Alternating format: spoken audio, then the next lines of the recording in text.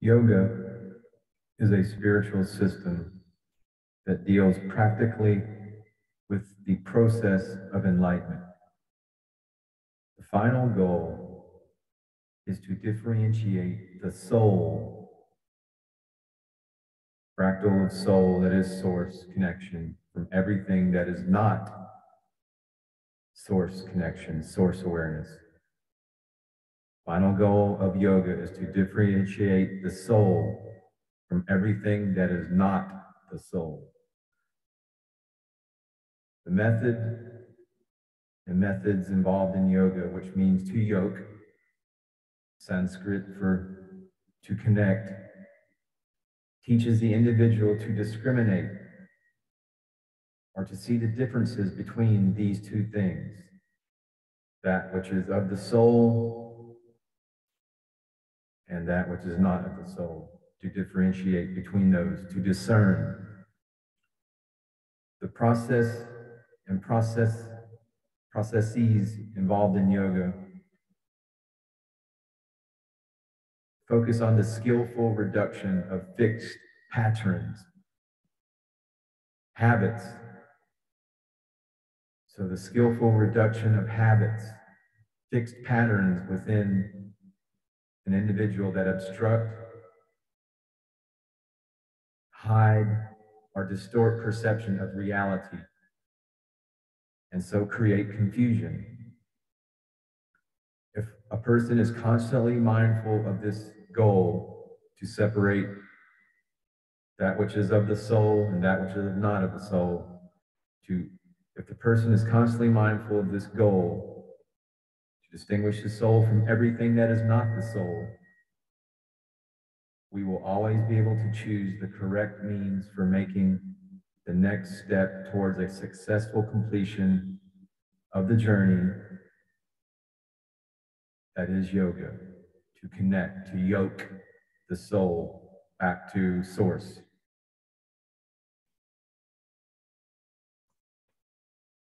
The word hatha yoga, is a union of two words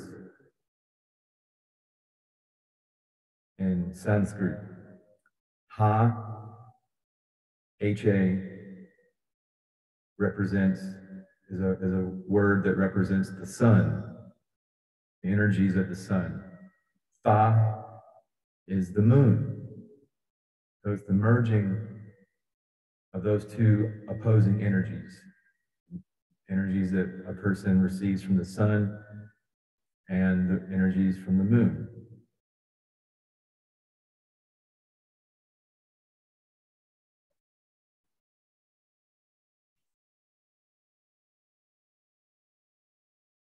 So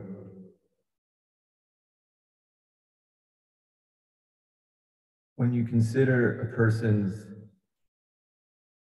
totality,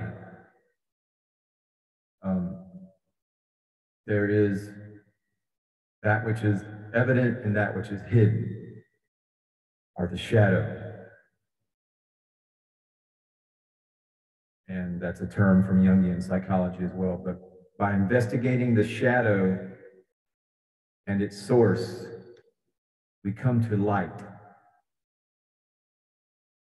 So if we can focus on the shadows as part of our yoga practice, we can come to understand where they exist, and then we can begin to work to dissolve the shadow to create more light. When the light of the sun and moon comes into contact with objects, shadows are created. So metaphorically speaking, or just taking the actual root meaning of hatha and hatha yoga as sun energies, moon energies, that's where we arrive at the understanding when the light of the sun and moon comes into contact, hatha yoga, with objects, shadows are created.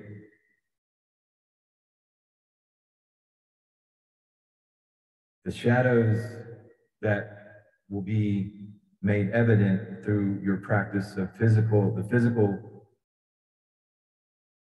aspect of yoga, Hatha yoga, which is the postures, as you very well may be familiar with, the most popular form of yoga. So in the practice of the physical yoga, shadows will start to manifest themselves very quickly, especially if you're doing the Bikram style of hot yoga, where you're in a room that's heated to 110 degrees in temperature. And for 2.5 hours, you're in that class, roughly, or it's actually an hour and a half to 2 hours, in a room, 110 degree heat, sweat pouring, yoga posture straight for an hour and a half. It is no joke. So the shadows of your body and all other things that impact your ability to stay in that yoga room, that hot yoga room. As an example, there's many ways to do yoga. That's just the one I'm most familiar with. But these shadows will become number, and those shadows will become evident. The shadows are 7 in number, and this is kind of more at the philosophical level, but they do have immediate physical impact or influence when you're in that hot yoga room for an hour and a half in a 110 degree heated room. The shadow of joy. If you were joyfully drinking the night before, had too much alcohol, well, the next day your yoga practice will suffer. The shadow of the intellect, shadow of the mundane mind, the power principle, the gross structure, physical body, the luster of the skin, and the shadow on the ground. And those are more kind of philosophical takes on the shadows, but each shadow is a blockage of light. By considering the list of shadows I mentioned, given previously, one can see how different people are stuck on different planes. Some are joy hunters, some are power mongers, while others are intellectuals and so on. There's nothing wrong with any of these kinds of behavior, but by themselves, they lead nowhere.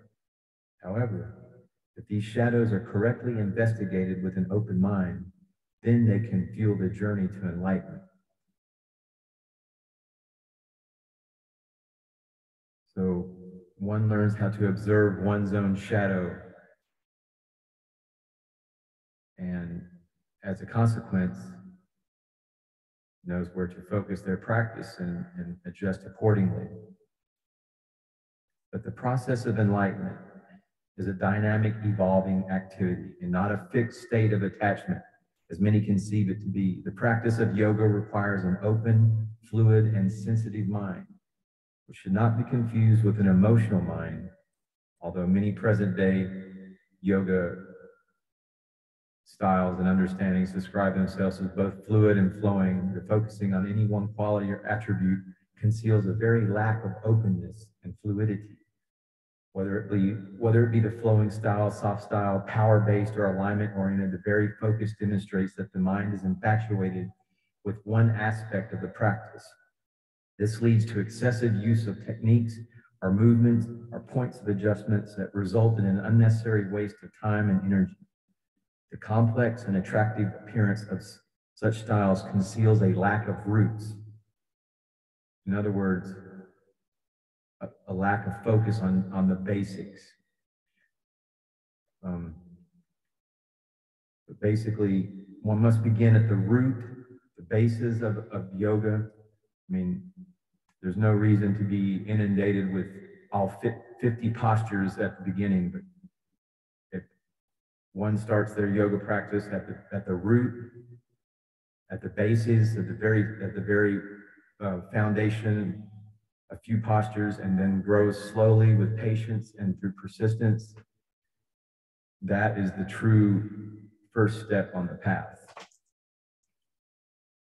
And there are really 9 asanas, which is in Hatha Yoga. Asana is the posture. And there's really, like I said, a root number and a basic postures to focus on. 9 asanas, our 9 postures, are the seeds for all the innumerable possibilities that are available to any individual who possesses the necessary wisdom to work with those seeds. So focusing on the seeds, the root asanas, the root postures, there's 9 of them.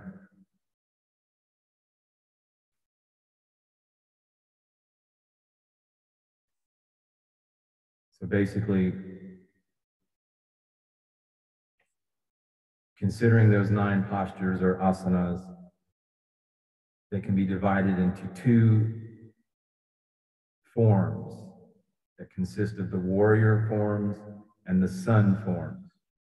The warrior forms are circular and spiral, while the sun forms are linear. These forms are carried out in a flowing manner, and they should be learnt first and practiced daily for 3 to 7 years before beginning the asana vinyasa.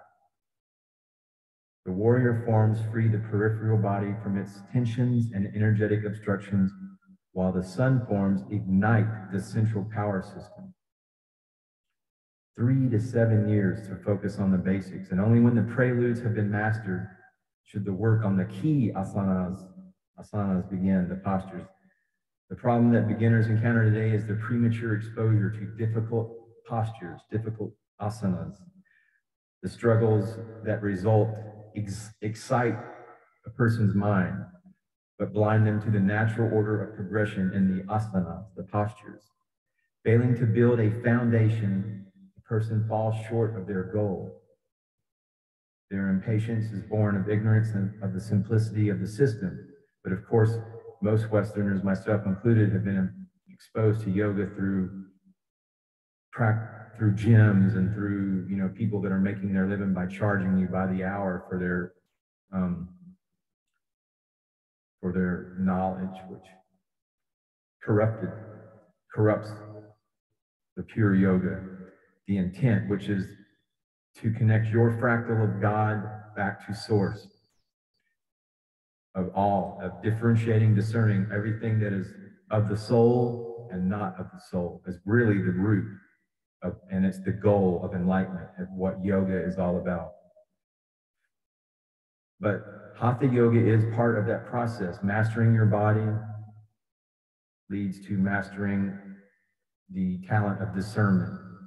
Once you can put the body in its place, then that's the first step of recognizing that which is of the soul and that which is not the soul.